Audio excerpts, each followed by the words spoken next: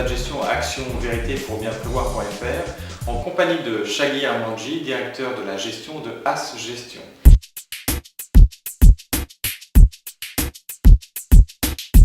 Shaggy, nous commençons traditionnellement cet entretien par faire un point sur l'état de l'économie mondiale.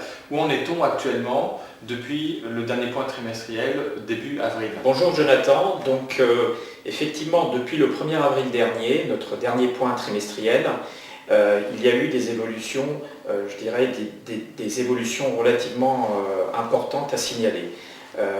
D'une part, aux États-Unis, on a assisté à une publication extrêmement négative du PIB au premier trimestre de l'année, moins 2,9% sur un rythme annuel, alors que celle-ci était de l'ordre de moins 1% en rythme annuel sur les précédentes estimations.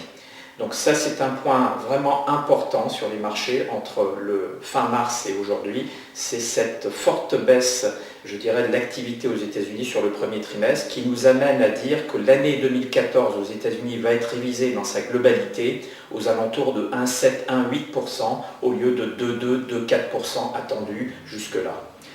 Ensuite, pour l'Europe, depuis, je dirais, environ mars-avril, nous avons un point d'inflexion, une consolidation.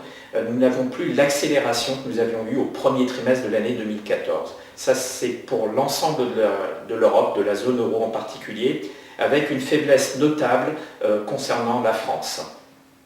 Et côté émergent, nous avons eu plutôt des bons indicateurs. Nous avons le sentiment qu'on pourrait revenir très prochainement sur les marchés émergents.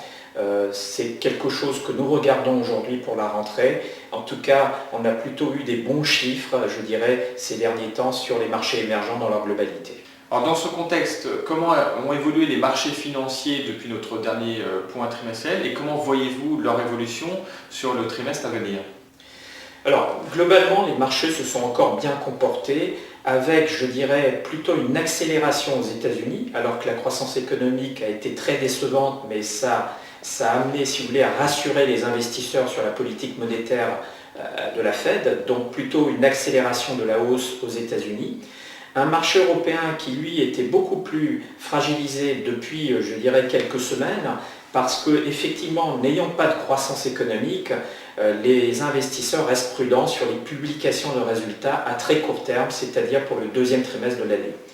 Donc globalement, je dirais plutôt en hausse sur les États-Unis, en hausse sur les émergents, et les marchés européens ont plutôt consolidé à très court terme. Concernant les perspectives, je dirais à court terme des marchés, nous restons globalement optimistes. La raison principale, c'est que les banques centrales ne prendront absolument pas le risque aujourd'hui de serrer au niveau de leur politique monétaire, de resserrer leur politique monétaire. Elles restent toujours très accommodantes, y compris aux États-Unis, et bien sûr avec une BCE extrêmement vigoureuse en termes d'intervention, et donc des perspectives qui restent globalement bonnes, avec cette parenthèse, je dirais, sur la publication des résultats en Europe au deuxième trimestre de l'année 2014. Pouvez-vous nous dire quelques mots sur l'allocation actuelle du mandat de gestion et quelles sont les perfs que l'on a observées dernièrement? Alors, l'allocation actuelle du mandat de gestion privilégie largement une exposition sur les marchés actions. Comme on l'a vu tout à l'heure, nous restons positifs sur les marchés actions, en tout cas très positifs, je dirais, d'ici à la fin de l'année 2014. Donc globalement, toujours fortement exposé sur les marchés actions, avec une surpondération plutôt sur les marchés européens, parce que c'est là où nous attendons plutôt une hausse des bénéfices relativement importante si la croissance économique était un petit peu plus d'actualité.